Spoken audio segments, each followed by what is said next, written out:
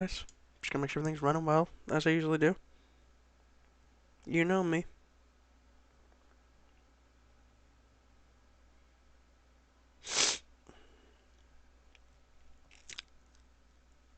Alright, everything seems to be running well.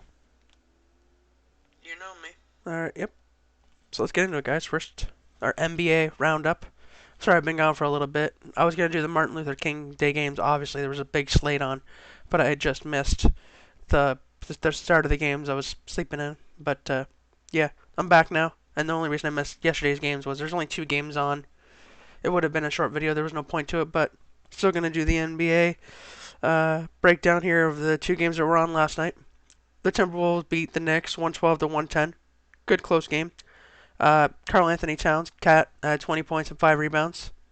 And my boys, the Golden State Warriors, beat the Detroit Pistons 102 to 86. Klay Thompson had 21 points, 4 assists, 2 steals. Good to say Klay Thompson back. Great having him back. He's starting to get his rhythm. But now let's go through these big slate of games. We are here looking at our Wednesday games. Here, all here, and right here, as we always do. Start on the eastern side of the conference here. Magic versus 76ers. I got the 76ers at home. Gonna get a big bounce back win here against the Magic. The Magic will keep it interesting though. They're really up in the air.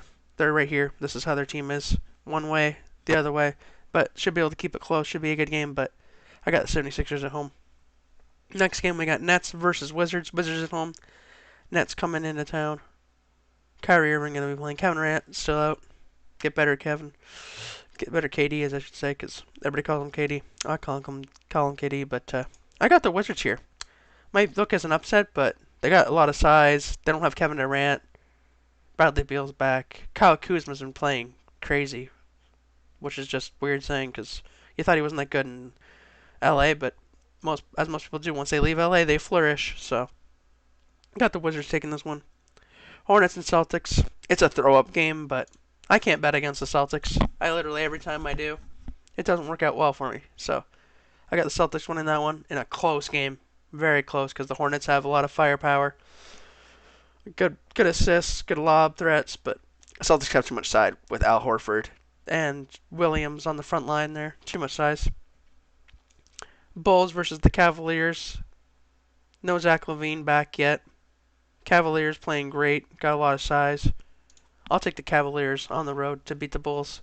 Should be a close one, but if they don't have Lonzo, I know they don't have Zach LaVine, but if they don't have Lonzo back and Zach LaVine, it's going to be hard to do without them. Plus, Alex Caruso has really helped them with defensive, and he's not back yet.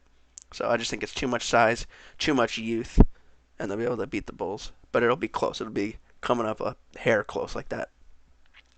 The Heat versus the Hawks.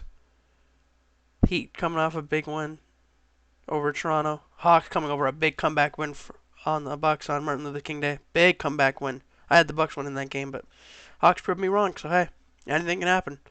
But Hawks versus Heat. I got Heat at home. They just got Bam Adebayo back. They got Jimmy Butler. They got their whole core back, except for like Victor Oladipo and some other pieces. But they got their main core people back.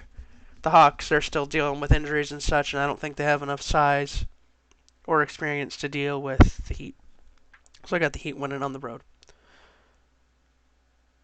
Oh, well, that's a Friday game, guys. But still, on Friday, the deal ain't gonna change. The Heat are gonna win that game. But we'll get to that on Friday. Getting ahead of myself here, guys. Getting ahead of myself. Just excited to be back, guys. Just excited to be back. So we'll go over here to our Western Conference games here. Our Wednesday games. We got Spurs versus Thunder. This will be a close one, but I got the Spurs at home. They play better at home.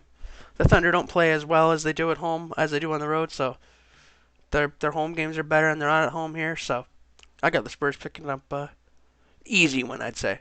But the Thunder always keep it interesting. We got Rocks versus Jazz. I got the Jazz bouncing back here.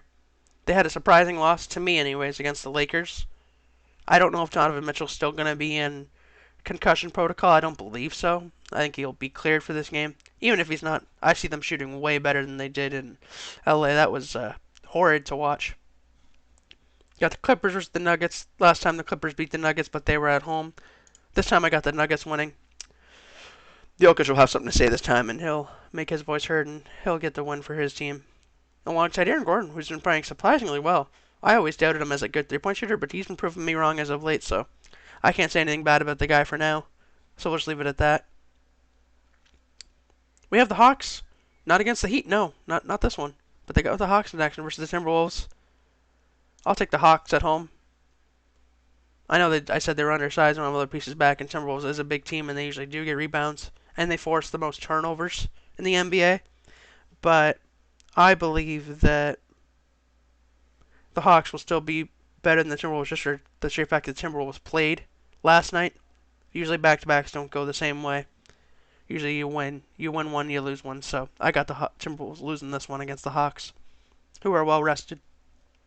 Now we got the Trailblazers coming to Heat territory here at home. Trailblazers have been playing surprisingly well without Damian Lillard, and they still have a shot to go to the playoffs because I believe they're the 9th or 10th seed. So they still have a really big chance of going.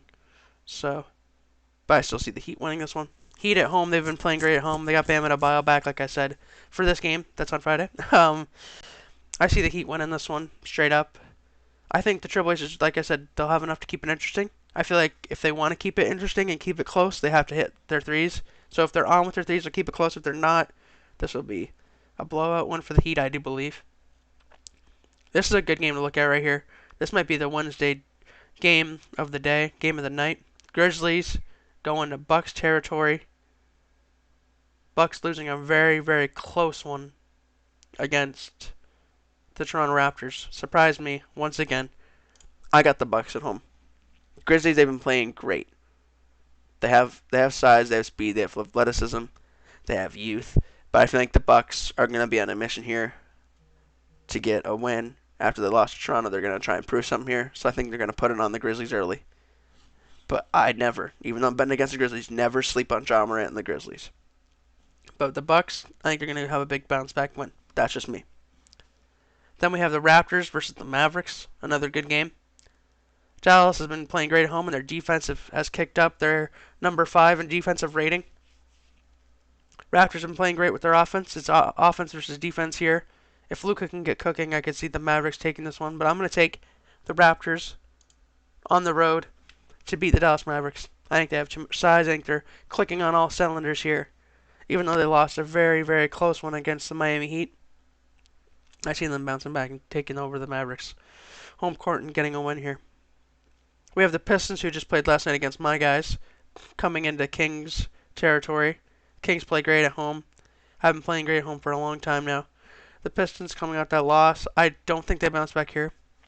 It's a back-to-back. Usually you win one, you lose one, but in this case I think they're going to lose 2. The Kings are just too good at home. Pistons will, like I said, they'll keep it close enough, but I see the Kings winning here. Big game from De'Aaron Fox. Rashawn Holmes back in the lineup, getting his feet wet again. I see them taking over there. And our final game for tonight's slate, we got the Pacers coming to LA and the Crypt. I still want to call it Staples. I'm still going to call it Staples, but Pacers. Even though I was watching the Shannon Sharp and Skip Bayless show, as I usually do, they were talking about how this is a team the Lakers should beat, but I do not think they will. Lakers had a surprising win against Utah. I think they'll be riding too high for themselves. They'll be overlooking the Pacers, and I think the Pacers are going to come in here and steal a win. Pacers are a good team. They're usually better at home, yes, but away they can do just as much damage, and I think that they're a good inside and outside threat, so you got to worry about both games. You got to worry about Sabonis on the inside. You got to worry about Miles Turner on the inside and outside. You got shooters like Karis LeVert. You got to worry about those guys. Lakers, I think they're going to be too excited that they got a big win, and I think Russell Westbrook will show his colors again, and it's not going to be the Lakers' colors because they're not going to be winning. Those are just my predictions. LeBron might be able to carry them through this win. We'll find out tonight. But those are all my predictions, guys. Make sure you leave all your predictions in the comments below. Like, subscribe, all that fun stuff. I'm glad to be back. I've missed being in front of this camera. I've missed you guys. So, yeah, let me know all your guys' predictions. And it's been your boy, King Kaif, and I'm out. Peace.